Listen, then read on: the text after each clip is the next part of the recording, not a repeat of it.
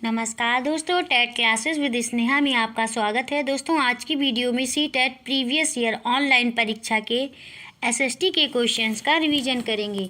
आइए क्लास शुरू करते हैं। क्वेश्चन है, मंदिर के बारे में दिए गए ए, बी और सी वक्तव्यों पर विचार का सही उत्तर का चयन करें। ए है, मंदिर नगर नगरीकरण का एक महत्वपूर्ण प्रतिरूप प्रस्तुत करते थे। बी है, मंदिर अर्थव्यवस्था और समाज दोनों के लिए अत्यंत महत्वपूर्ण होते थे। सी है, शासक विभिन्न देवी देवताओं के प्रति अपना भक्तिभाव दर्शाने के लिए मंदिर बनवाते थे। इस क्वेश्चन का फर्स्ट ऑप्शन सही हो जाएगा दोस्तों। ए, बी और सी सभी सही हैं। नेक्स्ट क्वेश्चन है,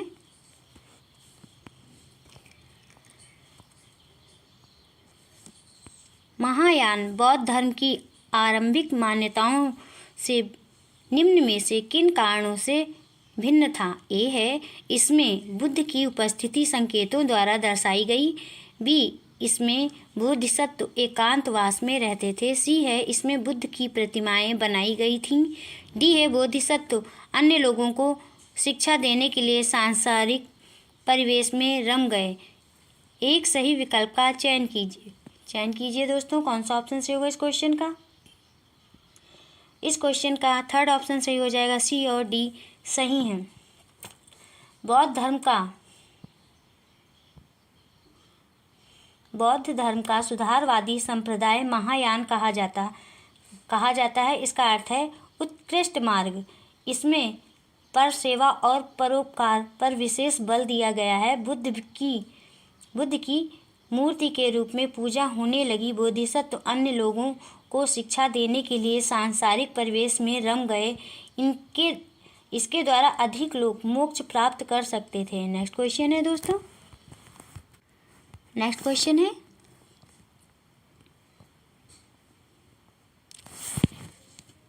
निम्नलिखित कथनों के आधार पर सही विकल्प की पहचान कीजिए। अभिकथन ए है, गुजरात और बंगाल में जब्त व्यवस्था प्रचलित थी। कारण, यह व्यवस्था उन स्थानों पर लागू की गई थी जहां पर भूमि का निरीक्षण और उसका लेखा जोखा सावधानीपूर्वक रखा गया था। सही विकल्प का चयन कीजिए दोस्तों। कौन सा ऑप्शन सही होगा इस क्वेश्चन का। इस क्वेश्चन का फोर्थ ऑप्शन सही हो जाएगा दोस्तों। ए गलत है लेकिन आर सही है।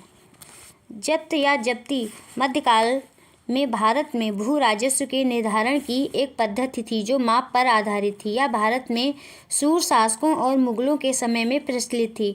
अबुल फजल के अनुसार सूर शासक शेरशाह तथा इस्लाम शाह इस पद्धति के प्रवर्तक थे। नेक्स्ट क्वेश्चन है दोस्तों,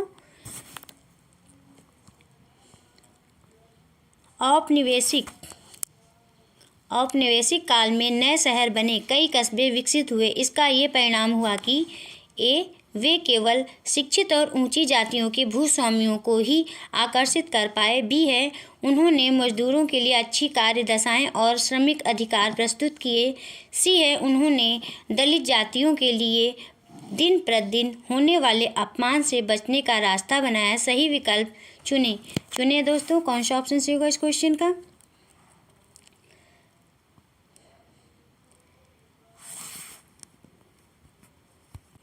इस क्वेश्चन का थर्ड ऑप्शन सही हो जाएगा दोस्तों। केवल सी सही है। औपनिवेशिक काल में नए शहर और कस्बों के निर्माण में यह परिणाम हुए कि उन्होंने मजदूरों के लिए अच्छी कार्य दशाएं और श्रमिक दशाएं प्रस्तुत किए। इन शहरों और कस्बों में आधुनिक फैक्ट्रियों की स्थापना हुई जहां मजदूरों को नियमित रोजगार मिलने लगा। इससे पहले वह सीमित प्रतिफल पर अधिकतर बेगार इत्यादि ही करते थे। नेक्स्ट क्वेश्चन है दोस्तों, निम्न में से किनके द्वारा गांधी जी विभिन्न जन आंदोलनों में लोगों को एकजुट करने में सफल रहे। ए है, अहिंसा और सत्याग्रह का मार्ग अपनाकर। बी है, भारत की स्वतंत्रता का आह्वान करके। सी है, अंग्रेजों की नीतियों के विरुद्ध प्रार्थना तथा अनशन करके। डी है, लोगों की आवश्यकताएं समझकर तथा क्षेत्रीय मुद्दों को उठाकर। बताइए दोस्तों, कौन सा ऑप्शन सही होगा इस क्वेश्चन का। इस क्वेश्चन का फोर्थ ऑप्शन सही हो जाएगा। ए तथा डी गांधी जी अपने आंदोलन को सत्याग्रह के रूप में परिभाषित करते थे। इसके मुख्य तत्व थे सत्य और अहिंसा। सत्य के अंतर्गत ही उन्होंने अहिंसा को स्थान दिया। उन्होंने बताया कि अहिंसा पर आधारित सत्य के लिए संघर्ष ही सत्याग्रह है। गांधी जी लोगों की आवश्यकताएं समझकर और क्षेत्रीय मुद्दों को उठाते थे। ब्रिटिश नीतियों के विरुद्ध अनशन भी करते थे। नेक्स्ट क्वेश्चन है, यदि आप एक चरमपंथी नेता होते तो अंग्रेजी सरकार के विरुद्ध आपने निम्न में से कौन सा तरीका अपनाया होता? ए है अंग्रेजी संस्थानों तथा वस्तुओं का बहिष्कार, बी है क्रांतिकारी हिंसा और बल का प्रयोग, सी है अंग्रेजी शासन के विरुद्ध प्रदर्शन करते, याचिकाएं दायर करते तथा लेख लिखते। सही विकल्प का चयन कीजिए दोस्तों। कौन सा ऑप्शन सही होगा इस क्वेश्चन का? इस क्वेश्चन का फर्स्ट ऑप्शन सही हो जाएगा ए और बी। चरमपंथी नेता अंग्रेजी सरकार के विरुद्ध तरीकों के रूप में ब्रिटिश संस्थानों और वस्तुओं का बहिष्कार करते थे, सक्रिय राजनीति आंदोलन करते थे, क्रांतिकारी हिंसा और बल का प्रयोग करते थे। नेक्स्ट क्वेश्चन है दोस्तों,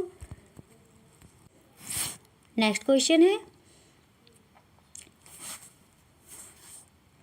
कांग्रेस को औपनिवेशिक शासन के विरुद्ध सभी भारतीयों की ओर से बोलने के लिए बुलावा दिया गया। ये है क्योंकि वे विदेशी शासन के विरुद्ध लड़ाई के लिए प्रत्येक व्यक्ति का पूरा समर्थन चाहते थे। दूसरा ऑप्शन है केवल वही एकमात्र दल था जिसमें सभी भारतीयों को संगठित कर विरोध के लिए तैयार करने की शक्ति थी। तीसरा ऑप्शन है क्योंकि इसने स्वयं को सभी समुदायों के प्रतिनिधि के रूप में प्रदर्शित किया था। और फोर्थ ऑप्शन है स्वतंत्रता के लिए लड़ाई में लोगों ने अपना संपूर्ण विश्वास तथा समर्थन इस दल को दिया था। बताइए दोस्तों कौन सा ऑप्शन सही होगा इस क्वेश्चन का? इस क्वेश्चन का थर्ड ऑप्शन सही हो जाएगा दोस्तों, क्योंकि इसने स्वयं को सभी समुदायों के प्रतिनिधि के रूप में प्रदर्शित किया था। अंग्रेज को औपनिवेशिक शासन के विरुद्ध सभी भारतीयों की ओर से बोलने के लिए बुलावा दिया गया क्योंकि इसने स्वयं को सभी समुदायों के प्रतिनिधि के रूप में प्रदर्शित किया था और कांग्रेस में भारत के सभी क्षेत्रों, समुदायों और धर्मावलंबियों वर्गों का प्रतिनिधित्व था, इसलिए वह भारत का प्रतिनिधित्व करती थी। नेक्स्ट क्वेश्चन है दोस्तों, नेक्स्ट क्वेश्चन है कथनों ए तथा बी को पढ़िए और उनके आधार पर सही विकल्प चुनिए। कथन ए है भारत में 82 डिग्री 30 मिनट पश्चिम देशांतर को मानक यामोत्तर माना गया है। और कथन बी है 82 डिग्री 30 मिनट पूर्व देशांतर के स्थानीय समय को पूरे देश का मानक समय माना जाता है। बताइए दोस्तों कौन सा ऑप्शन से होगा इस क्वेश्चन का? इस क्वेश्चन का सेकंड ऑप्शन सही हो जाएगा। ए गलत है और बी सही है। ए गलत है और बी सही है। भारत में 82 डिग्री 30 मिनट पूर्वी देशांतर को मानक यामोत्तर माना गया है।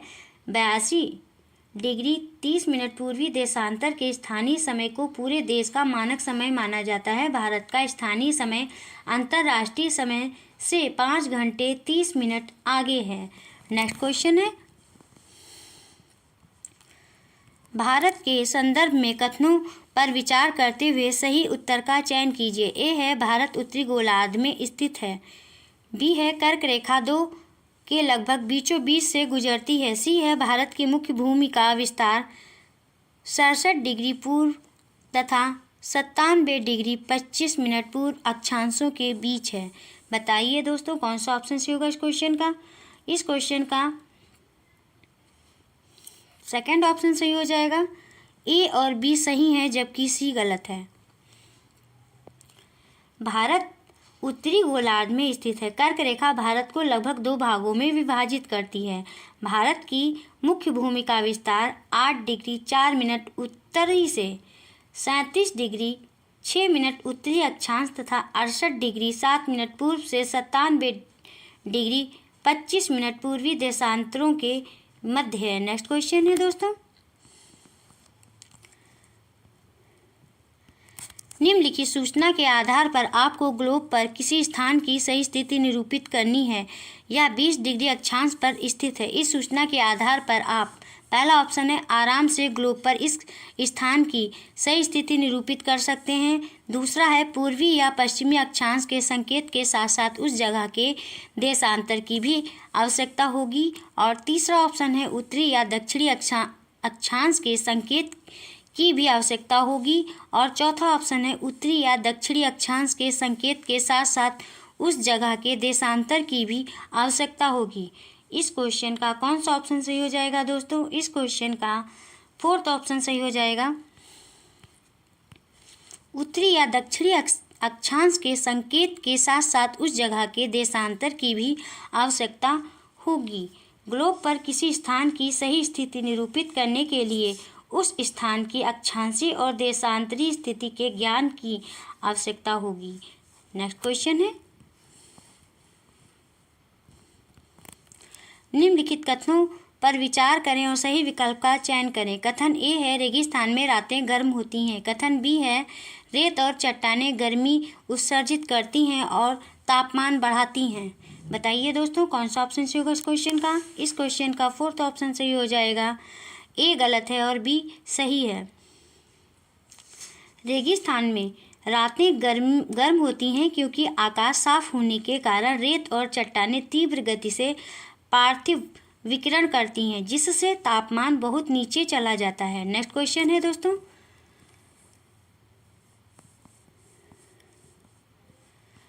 निम्नलिखित युग्मों पर विचार करें। ए है, हिमालय क्षेत्र, जंगली बकरी और हिम तेंदुआ। बी है, अंडमान और निकोबार द्वीप समूह, महोगनी और शीशम के पेड़। सी है, गिरिवन, एशियाई शेर। उपरयुक्त युग्मों में से कौन से सुमेलित हैं? कौन से सुमेलित हैं दोस्तों? जिस क्वेश्चन का 4th ऑप्शन सही हो जाएगा, ए, बी और सी। जंगली बकरी और हिम तेंदुआ हिमालय क्षेत्र में पाए जाते हैं। महोगनी और शीशम जैसे सदाबहार वर्षा वन अंडमान निकोबार द्वीप समूह में पाए जाते हैं। गिर वन एशियाई शेरों का घर है। नेक्स्ट क्वेश्चन है दोस्तों,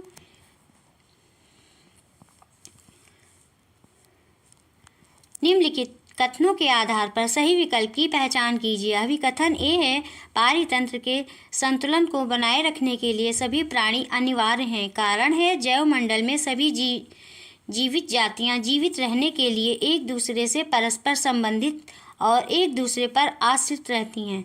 इस क्वेश्चन का कौन सा ऑप्शन सही हो जाएगा दोस्तों? इस क्वेश्चन का 1st ऑप्शन सही हो जाएगा। ए और बी दोनों सही हैं और बी ए की सही व्याख्या है।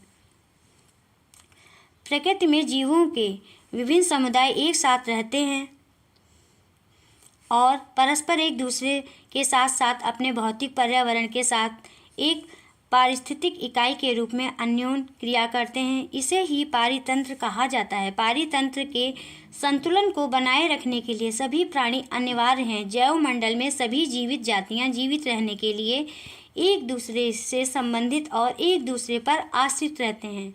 नेक्स्ट क्वेश्चन है दोस्तों,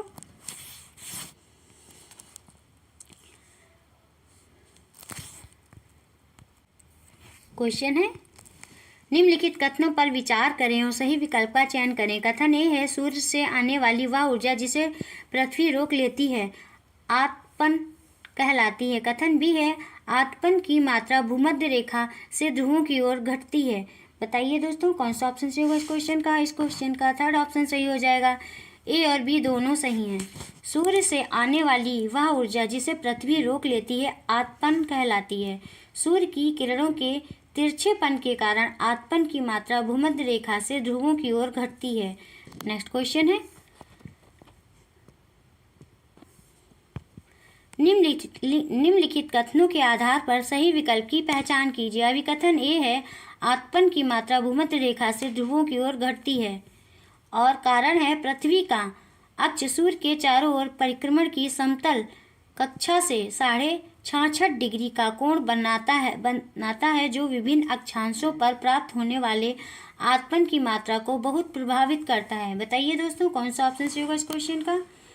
इस क्वेश्चन का फर्स्ट ऑप्शन सही हो जाएगा, ए और आर दोनों सही हैं और आर ए की सही व्याख्या करता है।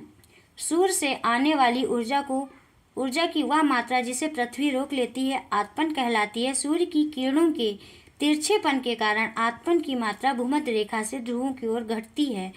पृथ्वी का अक्ष सूर्य के चारों ओर परिक्रमण की समतल कक्षा से 66.5 डिग्री का कोण बनाता है जो विभिन्न अक्षांशों पर प्राप्त होने वाली आत्मन की मात्रा को प्रभावित करता है। नेक्स्ट क्वेश्चन है दोस्तों,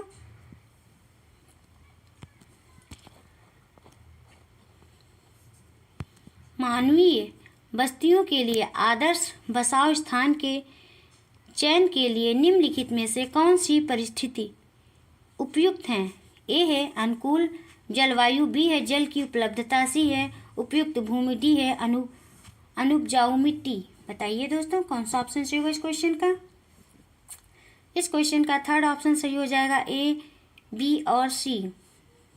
मानव बस्तियों के लिए आदर्श बसाव के चयन के लिए निम्न परिस्थितियों की आवश्यकता होती है, जैसे कि अनुकूल जलवायु, जल की उपलब्धता, उपयुक्त भूमि, उपजाऊ मैदान और परिवहन की व्यवस्था। नेक्स्ट क्वेश्चन है दोस्तों, निम्नलिखित कथनों पर विचार करें और सही विकल्प का चयन करें। कथन ए है, मृदा का निर्माण जैव पदार्थों, खनिजों तथा पृथ्वी पर पाई जाने वाली अपक्षयित चट्टानों से होता है। कथन बी है, स्थल रूप मृदा के प्रकार को निर्धारित नहीं करते हैं। बताइए दोस्तों कौन सा ऑप्शन सही होगा इस क्वेश्चन का। इस क्वेश्चन का फर्स्ट ऑप्शन सही हो जाएगा, ए सही है, बी गलत है। मृदा का निर्माण चट्टानों, खनिजों, जैविक पदार्थों, जल एवं वायु द्वारा होता है। स्थल रूप ही वह मुख्य कारक है जो मृदा के प्रकार को निर्धारित करता है।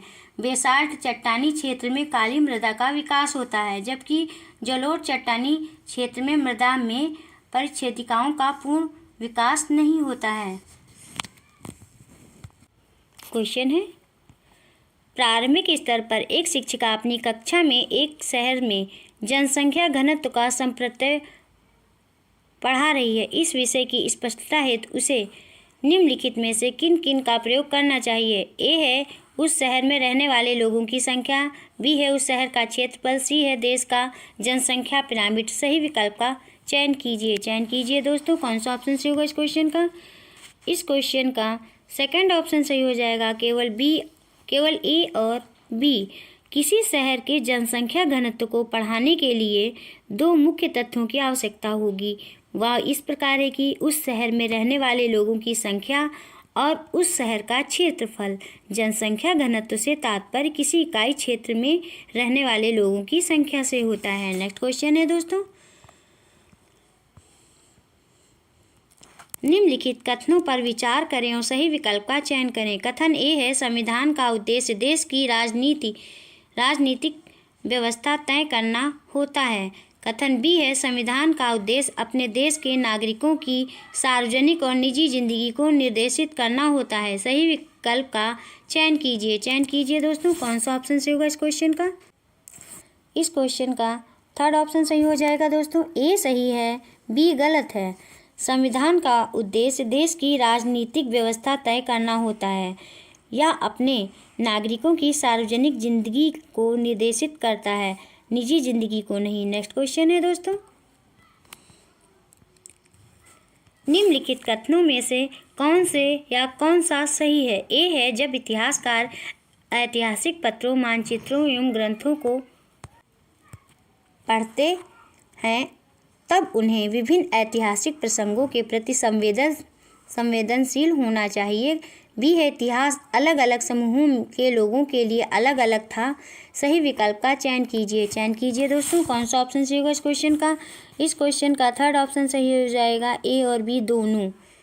इतिहास अलग अलग समूहों के लोगों के लिए अलग अलग होता है, देखने के दृष्टिकोण द्वारा निर्धारित होता है। जब इतिहासकार ऐतिहासिक पत्रों, मानचित्रों एवं ग्रंथों को पढ़ते हैं तब उन्हें विभिन्न ऐतिहासिक प्रसंगों के प्रति संवेदनशील होना चाहिए और बारीकी से सभी पहलुओं का ध्यान करते हुए निरीक्षण भी करना चाहिए।